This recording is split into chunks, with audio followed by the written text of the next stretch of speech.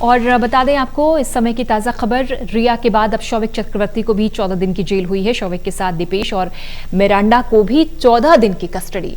Drugs तस्कर जैद विलात्रा और बासित परिहार को भी 14 दिन की जेल हुई है। ड्रग्स तस्कर अनुज केशवानी की एनसीबी कस्टडी बढ़ाई गई है।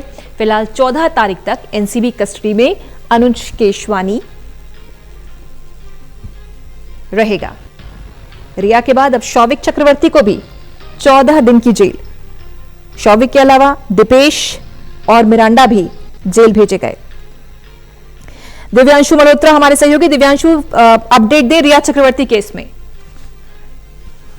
बताना चाहूंगा कि रिया चक्रवर्ती को कोर्ट ने 14 दिन की न्यायिक हिरासत दी थी, लेकिन अब जो हमें खबर मिल पा रही है कि एनसीबी ने शौविक चक्रवर्ती, जो कि रिया चक्रवर्ती का भाई है, उसको कोर्ट में पेश किया था। और अब रिया के बाद शौविक चक्रवर्ती को भी 14 दिन की जेल हो गई है।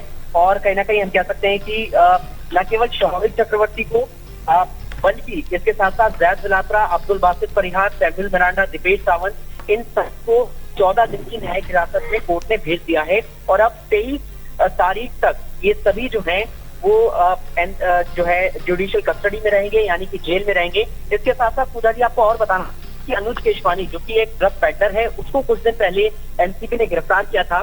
उसके पास से भारी मात्रा में ड्रग्स की भी बरामद, उसको एनसीबी ने कस्टडी मांगी। और यही वजह है कि 14 तारीख तक जो है कस्टडी मिली है, एनसीबी को कस्टडी मिली है। और जाहिर सी बात है कि एनसीबी जो है वो ड्रग्स एंगल को लेकर पूरी जांच कर रही है। और अब तक 10 गिरफ्तारियां हो चुकी हैं रिया चक्रवर्ती समेत। लेकिन एनसीबी का मकसद ये है कि जिन लोगों को गिरफ्तार किया है उनसे पूछताछ के बाद कुछ और ड्रग्स पेडलर तक पहुंचा जाए, बड़ी मछलियों तक पहुंचा जाए। और यही वजह है कि एनसीबी ने सभी से तो पूछताछ कर दी, लेकिन अनुज केशवानी की कस्टडी एनसीबी ने मांगी और उनको मिली भी। और उम्मीद है कि अनुज केशवानी से पूछताछ के बाद कुछ और ड्रग्स पेडलर तक भी पहुंचा जाएगा। ये एक लंबी चेन नजर आ रही है दिव्यांशु।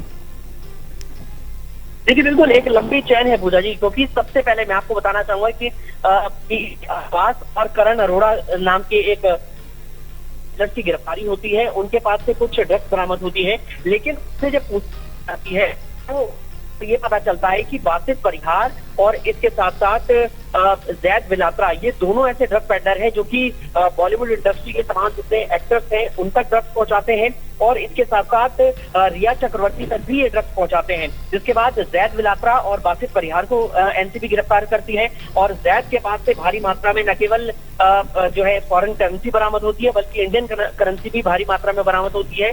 और उसके बाद कहीं ना कहीं जैद विलात्रा और बासित परिहार की गिरफ्तारी के बाद एनसीबी को एक ठोस एविडेंस मिलते हैं कि शौविक चक्रवर्ती, इसके साथ साथ सैमुअल मिरांडा ड्रग्स की ट्रांसपोर्टेशन करते हैं। वो कहीं ना कहीं रिया तक ड्रग्स पहुंचाते हैं। उसके बाद उन दोनों की गिरफ्तारी होती है। इसी बीच एनसीबी जो है वो दीपेश सावंत को भी गिरफ्तार कर लेती है।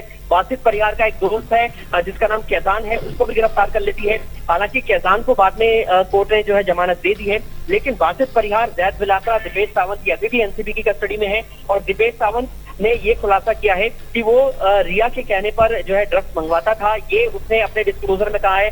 शौविक ने खुद माना है कि वो अपनी बहन के लिए ड्रग्स लाता था। सैमुअल मिरांडा ने खुद ये कहा है कि जो सुशांत है उसके लिए वो ड्रग्स लेके आता था। तो कुल मिला के हम कह सकते हैं कि इन सभी ने कबूला है कि वो ड्रग्स के ट्रांसपोर्टेशन में और ड्रग्स के कंजम्पशन में जो है वो लिप्त रहे हैं। और यही वजह है कि उसके बाद एक अनुज केशवानी की गिरफ्तारी होती है। तो कुल मिला के एक लंबी फहरिस्त है और एनसीबी ने अब तक 10 लोगों को गिरफ्तार किया है। उम्मीद है चलिए धीरे धीरे और भी बहुत से खुलासे होने बाकी है। फिलहाल शुक्रिया आपका दिव्यांशु इस खबर पर अपडेट की।